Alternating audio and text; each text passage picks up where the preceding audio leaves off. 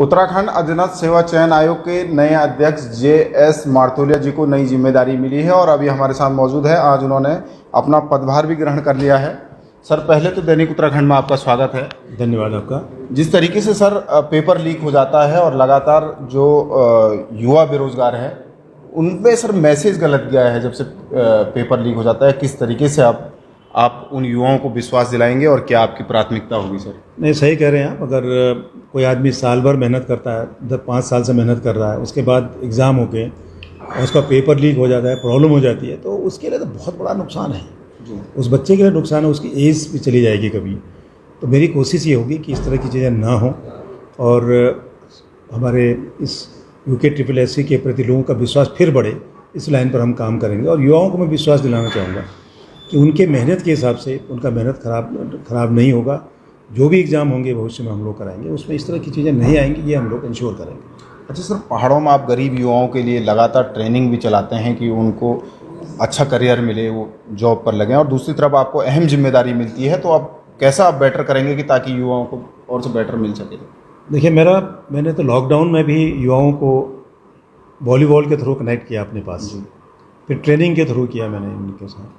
तो मैं हमेशा युवाओं के बीच में रहने की कोशिश करता हूँ ताकि युवा भटके ना, क्योंकि हमारी ताकत है साहब। युवा सबसे यंग प्रदेश में सबसे यंग लड़कों की हमारी ताकत है और उस ताकत को हम सही दिशा अगर दे सकते हैं तो बहुत अच्छा हो सकता है। अगर गलत दिशा पड़ गया तो वो बहुत नुकसान कर सकता है। तो मेरा ये है कि बच्चे बिल्कुल हतोत्साहित ना हों, वो मेहनत करें और भविष्य में जो भी एग्ज़ाम है वो बैठेंगे। हमारी कोशिश होगी वो जब उनका मेहनत ख़राब नहीं होगा, बेकार नहीं जाएगा, उनके मेहनत के हिसाब से उसका परिणाम होगा, ये मैं इंश्योर करना चाहूँगा।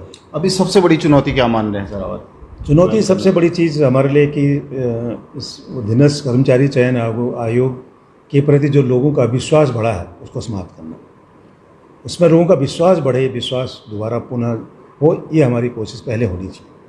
अच्छा, 2014 के बाद जितनी भी भर्तियाँ आती हैं वो संदेह के घेरे में है, पेपर लीक यहाँ से भी हो जाता है, और अब जब आप यहाँ पर पद ग्रहण आपने किया है तो आगे की रणनीति किस तरीके से बनाएंगे कि ताकि इस तरीके की घटनाएं ना हो? देखिए, मेरी कोशिश होगी कि मैं एग्ज़ाम के मैकेनिज़्म को ठीक करूँ। एक तो होता है ट्रेडिशनल जो चला आ रहा है कई सालों से, एक होता है कि हम आजकल बहुत टेक्निकली बहुत साउंड है हम लोग। कई चीज़ें हैं, हर जगह यूनिवर्सिटीज़ IITs हैं जहाँ पर तमाम एग्ज़ाम्स, लाखों बच्चों के एग्ज़ाम होते हैं। उनसे भी हम लोग कोशिश करेंगे कि उनके विशेषज्ञों से हम बात करें कि अपने सिस्टम को कैसे बढ़िया करें, फुल प्रूफ करें और एक टेक्निकली बहुत साउंड हो, उसके बारे में विशेषज्ञों से भी बात करने की हम कोशिश करेंगे। और एक प्रयास होगा कि एक जो एक परंपरागत ट्रेडिशनल जो एग्ज़ाम होते रहे उसे हट करके हम लोग एक साइंस और टेक्नोलॉजी को उसमें इन्वॉल्व करें। जो परीक्षाएं पहले UKSSC कराती थी, अब वो लोक सेवा आयोग कराएगा। क्या आप ऐसा विश्वास में लाएंगे कि फिर से ये परीक्षाएं यहीं हों और आप विश्वास कायम रखें? देखिए, अभी जो एग्ज़ाम कमीशन को दिया, पब्लिक सर्विस कमीशन को, बिल्कुल ठीक निर्णय था, क्योंकि वो फिर लेट हो जाते हैं। और उसके बाद जैसे आप अच्छा काम करोगे तो ये सब दोबारा आपको ही करना है, हमें ही करने होंगे। इस एग्ज़ाम के बाद जो भी एग्ज़ाम होंगे हमें ही करने होंगे। नहीं होगा, ये नहीं हो सकता कि पूरा ऑफिस खोलें, सब लोग बैठें और एग्ज़ाम पब्लिक सर्विस कमीशन करें, ऐसा नहीं हो सकता। उसके लिए हमें अपने सिस्टम को, अधीनस्थ कर्मचारी चयन आयोग को एक अच्छा काम, एक पारदर्शी तरह से काम करना होगा।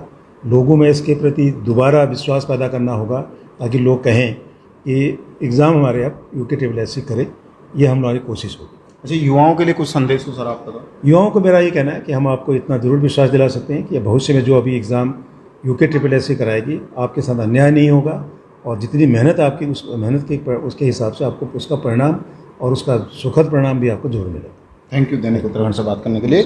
ये थे हमारे साथ UKSSC के जो नए चेयरमैन हैं JS मारतोलिया जी है। उनका कहना है कि जिस तरीके से पेपर लीक होता है और उसके बाद जो आयोग की छवि है वो धूमिल होती है, तो अब उनका पहली प्राथमिकता रहेगी वो ये रहेगी कि किसी भी तरीके से जो युवा है उनका विश्वास बढ़े और पारदर्शी तरीके से आगे की परीक्षाएं हों, और ताकि युवाओं का भविष्य बेटर हो सके और इस तरीके की घटना दोबारा ना हो सके।